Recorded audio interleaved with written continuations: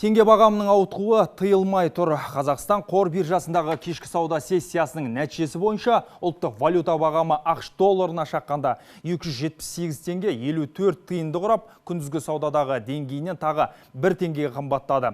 Бұл ұлттық валюта бағамы еркін айналымға жіберілгелі тіркелген ең жоғары көрсеткіш. Осыған орай елдегі бірқатар ақша айырбастау бекеттерінің жұмыс кестесі күрт өзгеріп, кейбірі бағам деңгейін көтеріп жіберген. Мәселен, техникалық себептерді желеу өткен Астанадағы бірнеше айырбас бекеттері жұмыстарын тоқтатқан. Ал Атыраудағы айырбас пункттері долларды сатып алғанымен оны сатпауда. Немесе бір ақш валютасын 281 теңгеге бағалап отыр. Ал Оралда Америка ақшасы 283 теңгемен саудаланып жатыр. Теңгеміз еркіндікте ұлттық валютамыз инфляциялық таргеттеуге ұшырағалы бері Қазақстан қор биржасы курсты аз-маз ауытқумен бекітіп келді. Бүгінгі бағамы 278 теңге 54 тиын.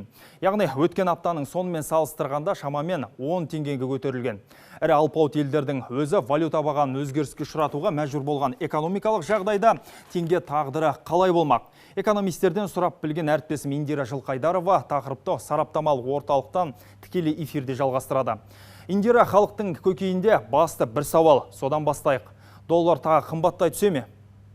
Кеш жарық Ғани. Әрине күзге қарай доллар тағы бір өсіп қаладау деген сыбыс әсіресе халықтың дегбірін қашырғаны сөзсіз. Рас, бір ай бұрын доллар 188 теңгеден 255 теңгеге бірден секірген еді. Нарықтың парқы мынау. Алдағы күндері өзгерістің тағы бір толқыны болама деп тынышы қашқан халыққа экономист мамандар жұбату айтқандай. Доллар бағамы бүгін 273 теңгеден асты. Бірақ жақын күндері 240 пен 260 теңге арасында тұрақтауы мүмкін. Сарапшының айтуынша жаңа жылға дейін күрт қымбатшылық болмайды.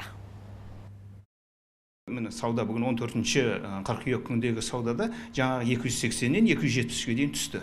Енді менің пікірімше бұл 250, 260, 240 пен 260-ның арасында тұру керек. 82 миллиард долларлық экспортымыз, біздің жаңа 42 миллиардтық импортымызға, кейін жаңағы инвестициялар үшін дивидендтер төлеуге бір 20 миллиард, кейін андай қызметтер, транспорттар үшін бір 10-15 миллиардтық төлеулерімізге жетеді.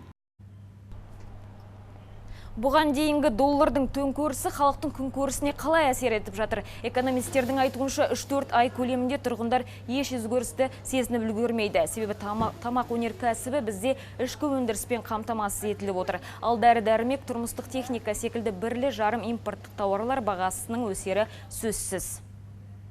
Индира, дәл қазір инфляциялық таргеттеу теңгенің долларға шаққандағы бағамының өзгерісі кімдерге пайдалы екенін көрсетіп үлгерді?